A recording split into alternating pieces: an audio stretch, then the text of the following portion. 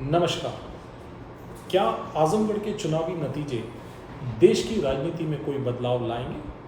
मैं Vikas Jain the politics, elections and data के इस सेगमेंट में आपको आजमगढ़ के चुनावी नतीजों से देश की राजनीति पर क्या फ़र्क पड़ने वाला है, इसकी बारीकियों को डेटा के साथ मैं समझाने की कोशिश करूंगा और आपके समक्ष रखूंगा।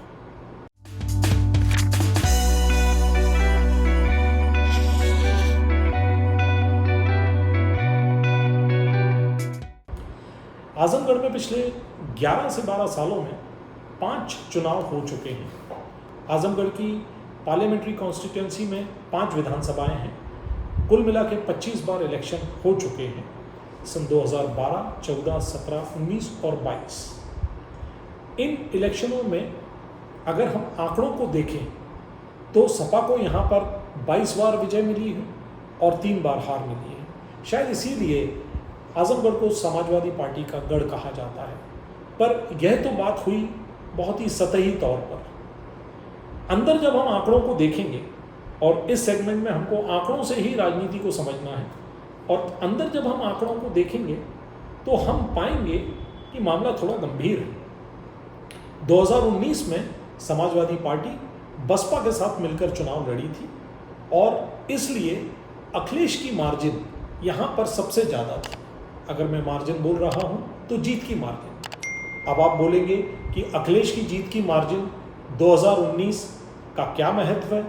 महत्व ज़रूर है, और महत्व का कारण है मुलायम सिंह यादव जी। मुलायम सिंह यादव आजमगढ़ से सन 2014 में जीते थे और उनकी मार्जिन बड़ी कमज़ोर थी, बड़ी कम थी। मैं मार्जिन भी ले रहा हूँ और मार्जिन परसेंट भी ले रहा हूँ। जैसा कि आपको दिखाया जा रहा है अभी स्क्रीन पर, मुलायम सिंह यादव जी की मार्जिन सबसे निचले वाले हिस्सों में है और अखिलेश की मार्जिन सबसे ऊपर वाले हिस्सों में है। ऊपर वाले हिस्सों में होने का कारण बीएसपी और समाजवादी पार्टी का वोट एक मुश्त होना है, और नीचे वाले हिस्सों में होने का मतलब है कि मुलायम सिंह यादव बड़ी बमुश्किल 2014 का चुनाव जीत पाए थे। और यही कहानी की शुरुआत है। त्रिकोणीय मुकाबले में समाजवादी पार्टी को जीत के लेने के देने पड़ जाते हैं, और अभी तो परिस्थितियां बहुत बदल गई। पहली बार हमको देखने को मिला कि समाजवादी पार्टी के धर्मेंद्र यादव वहां से चुनाव लड़ेंगे। धर्मेंद्र यादव आजमगढ़ से चुनाव नहीं लड़ते थे। धर्मेंद्र यादव परिवार के सदस्य हैं। अब परिवार के सदस्यता के बारे में कुछ और बात कभी और कहेंगे, पर सुनने में ये आया था कि डिम्पल जी को ये टिकट मिल रहा था, बाद में धर्मेंद्र यादव को दिया गया। सुनील आनंद जी के बारे में तो मैं बात भी नहीं कर रहा हूँ। और इसका सबसे बड़ा कारण जीत के प्रति आश्वस्त ना हो पाना था। उसका कारण भी बहुत है। निरहुआ बीजेपी से हैं और बीएसपी से गुड्डू जमाली और आजमगढ़ का कोई बहुत नया संबंध नहीं है, बहुत पुराना संबंध है, और गुड्डू जमाली का अपना एक वोट है। अब प्रश्न ये उठता है कि आंकड़े क्या बता रहे हैं? आंकड़े कुछ इस तरह से बता रहे हैं कि पिछले 25 चुनावों में अगर हम एवरेज वोट जो समाजवादी पार्टी को मिलता है वो 82,000 के लगभग है। जैसा कि इस शीट में अभी आपको दिखाया जा रहा है कि यह वो 82,000 के आसपास है। अगर बीजेपी को देखें तो 52,000 के आसपास है, और बीएसपी को देखें तो तकरीबन 52,000 के आसपास है। शीट में लगी हुई ये तस्वीरें आपको ये दिखा रही हैं एग्जैक्ट फिगर इन 25 इलेक्शनों में क्या है। तो एक मोटी बात सामने आती है कि लगभग 30,000 वोटों से समाजवादी पार्टी आगे रहती है। ये एक आंकड़ा बताता है, और आंकड़ा बहुत लंबे समय में फैला हुआ है और कई इलेक्शंस में फैला हुआ है। तो यह आंकड़ा की सच्चाई पर हम सवाल नहीं उठा सकते, और जनरली चीज़ें ऐसी ही रहती हैं। अब हमने 3 बातें यहाँ पर देखी। 30,000 वोटों का अंतर, त्रिकोणीय लड़ाई में मार्जिन का कम हो जाना जैसा कि 2014 के चुनाव में हुआ था, और इस बार एक सबसे इंपॉर्टेंट फैक्टर है, वो है मुस्लिम समुदाय का वोट। आजमगढ़ में मुस्लिम समुदाय, यादव समुदाय और बसपा का एक मुश्त वोटर लगभग थोड़े मात्रा के अंतराल से लगभग एक जैसा है। बसपा का वोट बसपा को मिलना है, मुस्लिम समुदाय और यादव का वोट मिला के काफ़ी बड़ी मात्रा में ये वोट समाजवादी पार्टी को जाता था।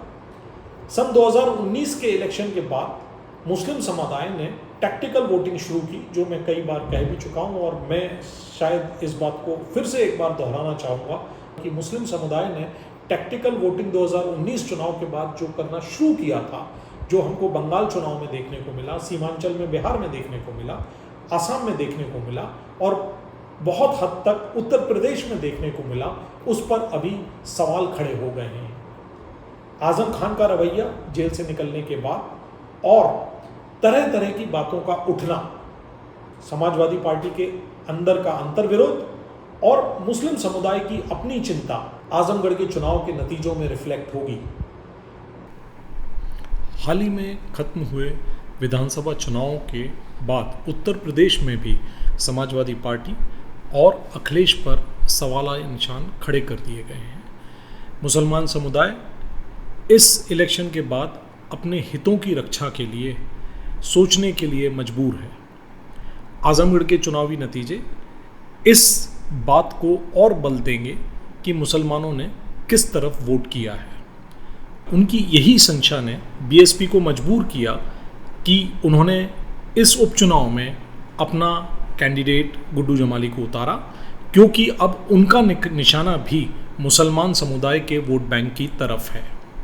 यह बहुत खतरनाक संकेत समाजवादी पार्टी और अखिलेश को दे सकता है। 26 तारीख को जब आजमगढ़ उपचुनाव के नतीजे आएंगे, वह नतीजे उत्तर प्रदेश में समाजवादी पार्टी और अखिलेश की राजनीति किस तरफ जाएगी इसकी ओर इशारा करेंगे। आज हम ज़रूर इस बात को ना समझ पाएं कि अगर मुसलमान समुदाय का वोट समाजवादी पार्टी से छिटक कर कहीं और जाता है तो समाजवादी पार्टी का वोट प्रतिशत चुनाव में क्या हो जाएगा। इस बात को समझने के लिए हमको उत्तर प्रदेश विधानसभा के चुनाव में 32% वोट जो समाजवादी पार्टी को मिला, उसका एक बहुत बड़ा हिस्सा मुसलमान समुदाय से आया है। आंकड़ों के साथ जब इसकी आकलन किया जाता है तो यह बात सामने आती है। अभी हाल ही में महाराष्ट्र में शिवसेना के साथ जो कुछ हो रहा है वह अखिलेश और समाजवादी पार्टी के साथ भी हो सकता है और बीजेपी ये फॉल्ट लाइंस बहुत बखूबी से एक्सप्लॉइट करती है। आजमगढ़ के चुनावी नतीजे 26 तारीख को एक गहरा संकेत देंगे और हम इस संकेत को पढ़ने के लिए 26 तारीख का इंतज़ार करेंगे। धन्यवाद।